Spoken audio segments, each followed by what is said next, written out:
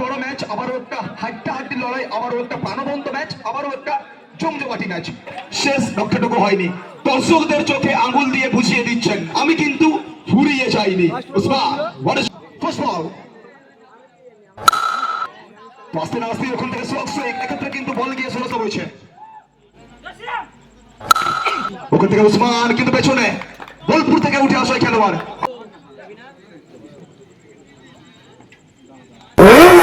ওখান থেকে চমৎকার ডেলিভারি, চোখে চোখ রেখে লড়াই। ওখান থেকে আবেদন রয়েছে, আম্পিয়ার স্যার সঙ্গে সঙ্গে নাকচ করেছেই। আবার ওখান থেকে পঞ্চম বলটাও কিন্তু আজকে